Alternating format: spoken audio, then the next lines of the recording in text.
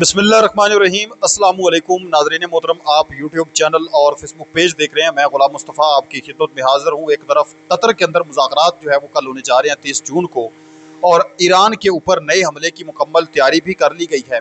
इसके साथ साथ हम बात करने जा रहे हैं कि जो मिडल ईस्ट के कंट्रीज़ हैं, मशरक़ वस्ता के अंदर अरब ममालिक के ऊपर अमेरिका की मुकम्मल एक कंट्रोल था, अजारादारी थी मुकम्मल तौर पर, लेकिन अब वो आहिस्ता आहिस्ता एक एक करके ख़त्म कर दी गई है। अरब ममालिक ने अपना फ़ैसला जो है वो अमली तौर पर सब ने आहिस्ता आहिस्ता सुना दिया है। इसकी तफसील भी आप लोगों के साथ शेयर कर दी है कि मिडल ईस्ट से ट्रंप की छुट्टी कैसे और कब हो चुकी है। और इसके अलावा नाज़रीन मोहतरम, जो अफ़गानिस्तान और पाकिस्तान के दरमियान शदीद तरीन लड़ाई का सिलसिला एक शुरू हो चुका है, इस पर भी हम आज की इस वीडियो के अंदर बात करेंगे। शुमाली कोरिया की जानब से एक बड़ा अहम तरीन फ़ैसला लिया गया है। उम्मत मुसलमान के दिल जो हैं वो इसने जीत लिए हैं। पाकिस्तान और सऊदी अरब के दरमियान हंगामी सतह पर बड़ा एक फ़ोन खड़क चुका है, बड़े राब्ते हुए हैं। तो आए इन तमाम चीज़ों को डिटेल के साथ देखते हैं। आप लोगों से गुजारिश है, अगर आप इस चैनल पर नए हैं तो इसको लाजमी सब्सक्राइब कर लें और कमेंट सेक्शन के अंदर अपनी जो कीमती राय है उसका इजहार भी ज़रूर फरमा लें और पाकिस्तान जिंदाबाद ज़रूर लिखें। नाज़रीन मोहतरम, 30 जून का बाकायदा आगाज़ होने जा रहा है और 30 जून को यानी कल जो है वो कतर दोहा में अमेरिका की जानब से जो उनके एलची हैं, खसूसी एलची हैं विटकॉफ, और उनके साथ जेरेड कुशनर जो हैं वो शामिल होंगे और दूसरा उनका वफद शामिल होगा। ईरान की जानब से उनका वफद जाएगा। पाकिस्तान चूँकि मीडिएटर का एक किरदार अदा कर रहा है, कतर एज ए सालिस किरदार अदा कर रहा है, तो पाकिस्तान और कतर जो हैं वो भी वहाँ पर, कतर के अंदर तो वैसे ही हो रहे हैं, उनका तो वफद वहाँ पर ही रहेगा। पाकिस्तान का वफद जो है वहाँ पर जाएगा और वहाँ पर जो है वो इनके दरमियान एक मरतबा फिर बातचीत होने जा रही है। अहम तरीन इनके दरमियान जो है वो जो मुआहदा है मज़ीद उस पर बेहतरी के लिए वर्क किया जाएगा। लेकिन इसके साथ साथ जो धमकियों का सिलसिला है वो जारी सारी है, अगरचे हमले जो हैं वो रुक चुके हैं।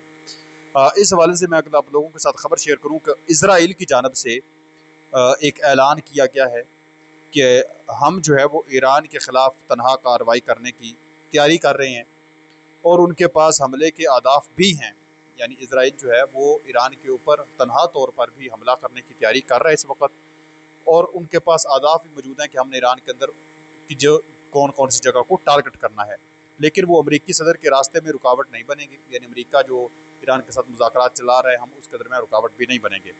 मज़ीद कहा कि ईरान के ख़िलाफ़ जंग दोबारा शुरू करने के दो इम्कानात हैं। पहला ये है कि ट्रंप के फ़ैसले से मुतल्लक है, यानी भी जो ट्रंप फैसला करता है।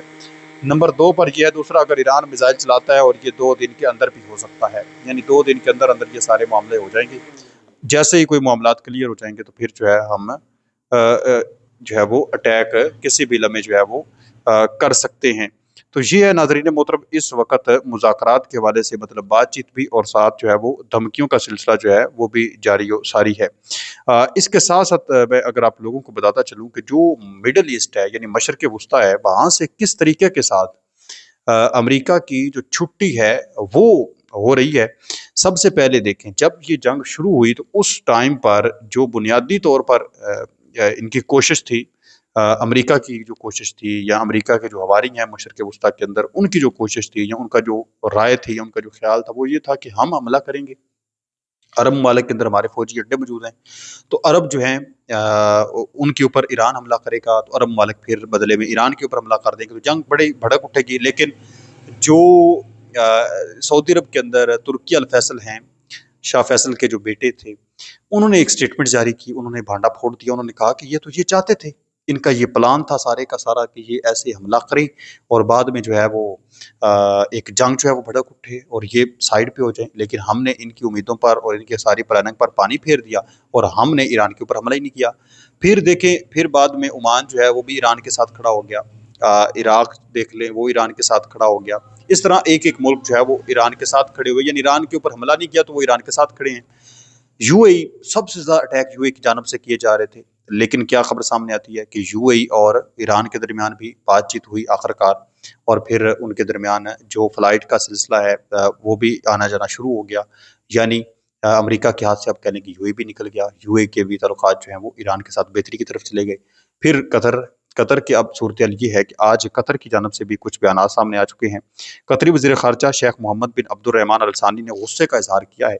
उन्होंने कहा कि जंग बंदी के बावजूद 100 अफराद की शहादत काबिल कबूल नहीं है। यानी जंग बंदी भी एक तरफ हो चुकी है और दूसरी तरफ 100 बंदा शहीद हो गया, तो ये दो दो चीज़ें जो एक साथ नहीं चल सकती। उन्होंने कहा कि मुआहदे का एहतराम किया जाना चाहिए। शेख मोहम्मद बिन अब्दुर्रहमान सानी ने ये कहा, मामलात को सफारती तरीके के साथ हैंडल किया जाना चाहिए, यानी बातचीत के साथ सफारती सतह पर जो बातचीत हो रही है इस तरीके के साथ जो है वो इस चीज़ को हैंडल करना चाहिए। इसके साथ साथ कतर की जानब से जो उनके कतरी वज़ीर आज़म हैं उन्होंने भी बयान जारी किया। उन्होंने कहा कि ईरान हमारा पड़ोसी मुल्क है, हमारे और उनके दरमियान तफ़हीम का होना ज़रूरी है। जो कुछ हुआ वो नाकाबिल कबूल है, ये हमारे और खलीजी ममालिक के दरमियान भाइयों के खिलाफ है। आखिरकार हम सब एक ही खित्ते का हिस्सा हैं और इसका हल सिर्फ सफारती होना चाहिए। यानी वो भी समझ रहे हैं कि ये हमारा ही खित्ते को नुकसान पहुंच रहा है, तो हमें सफारती सतह पर एक होना बेहद ज़रूरी है हमारे लिए। उन्होंने कहा कि जंगों की तबाही के बजाय खलीजी ममालिक और ईरान के दरमियान आला सतह के एतमाद और ताउन की ज़रूरत है। तो कतर ने भी अब कह लें कि किसी हद तक जो है वो अमेरिका का मुस्तकबिल के अंदर वो साथ नहीं दिया जाएगा जिस तरीके के साथ जो है वो पहले वो साथ दे रहे थे। अब उनके भी ईरान की तरफ झुकाव होता हुआ नजर आ रहा है। शुरू में तो ऐसा था कि मुकम्मल ही अमेरिका के साथ ये खड़े थे।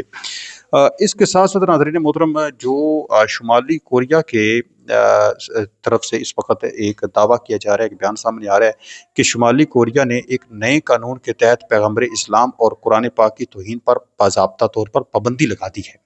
यानी उम्मत मुसलमान के दिल तो छलनी हो जाते हैं जब कुरान पाक की तौहीन होती है या करीम आक़ा सल्लल्लाहु अलैहि वसल्लम की तौहीन होती है। तो इस हवाले से उन्होंने कहा है कि हमारे मुल्क के अंदर ऐसा काम नहीं होगा, कोई अगर करेगा तो इस पर पाबंदी आयद है, उसके खिलाफ जो है वो एक्शन लिया जाएगा।